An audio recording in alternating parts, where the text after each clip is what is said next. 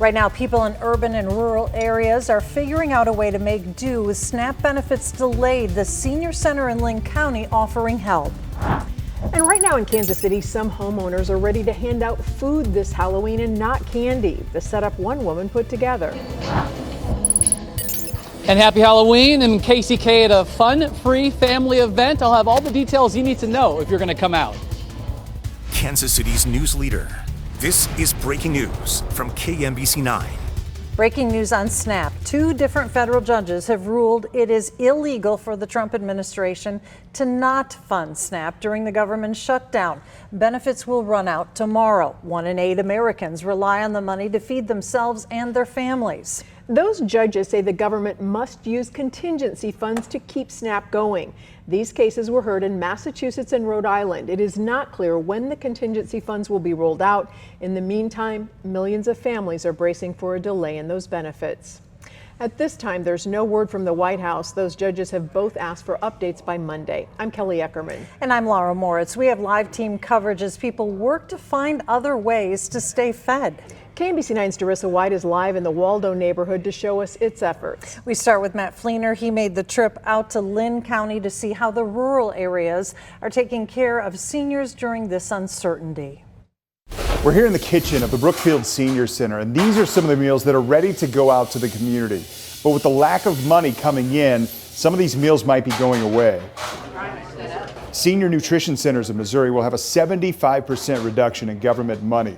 And here in Brookfield, that means 3 out of 4 people who get meals will not get one starting Monday.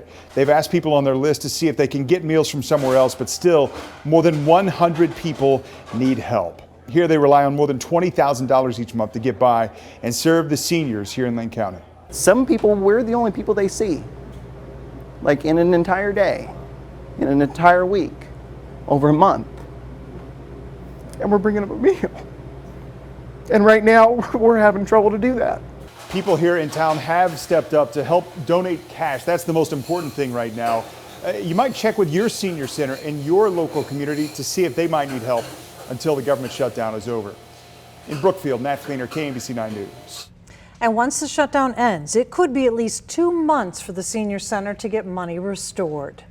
Our Get the Facts data team is comparing the reach of SNAP benefits across our viewing area, and we break it down by county. These numbers are based on the percentage of SNAP recipients in 2023. In the Kansas City metro, Wyandotte County had the most, with nearly 13% of households receiving them. In Jackson County, more than 10% of households receive SNAP benefits. And you can see how many families in your county are affected. We have the full maps posted on our website, kmbc.com/snap. And now to KMBC 9's Darissa White. And Darissa, you met one woman earlier today who is taking her own twist on Halloween. And you're live in Waldo as one group is feeding its neighbors.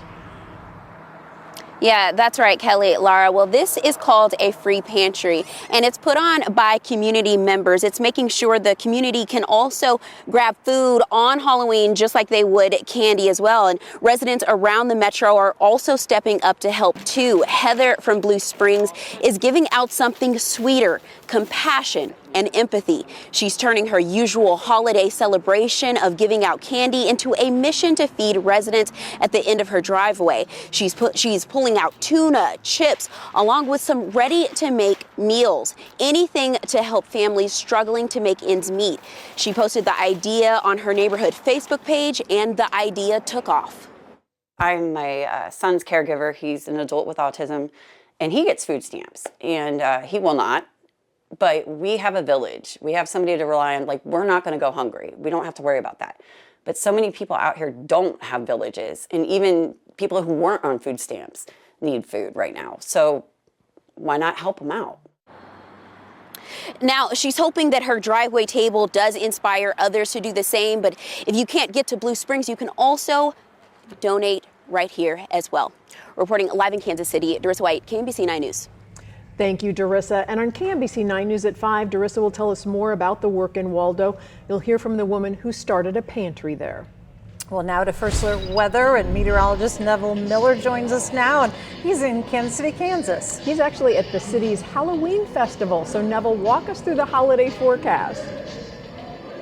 All right, Kelly and Laura, the forecast looks pretty nice. We do have some clouds. It's looking like it's going to be a dry evening. There's just a slim chance of a sprinkle or two. But where I am, we're inside at the Kensington Community Center here in KCK. They are setting up for this event, by the way, which will start at 4:30.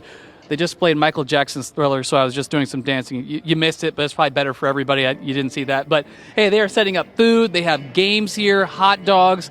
Plenty of candy. You can come out here with a costume as well. But this is an inside event. Even though it's inside, if you'll be outside this evening, the weather looks great as well. We'll be hanging out in those 50s. We'll have a little bit of a west-northwest breeze, so some cool weather for this evening. There's a very slim chance of seeing a sprinkle move through, but beyond that, it could certainly be colder for Halloween, as we know. This will be a great evening for us. And again, I'm inside here at the Kensington Community Center, so just some beautiful weather to come on out. Bring the kids. It's a free event. It'll be a lot of fun. But looking ahead to the weekend, Brian, here in a moment, I know you're going to talk about even colder temperatures moving in and the potential of seeing a freeze. That's true. And you know, we have a little extra time according to the producer. So if you want to dance, we'll go back to that shot. Just put you on the spot there. We are going to actually see things get cool. If you're heading out this evening, there's the clouds that he was referring to. We do have it on our City View camera. It's not necessarily going to give us those sprinkles. Most areas will remain dry.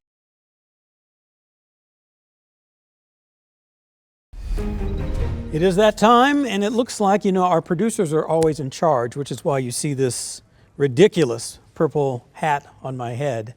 But it's to remind you that once again, the kids are going to be out there, so slow it down in those neighborhoods.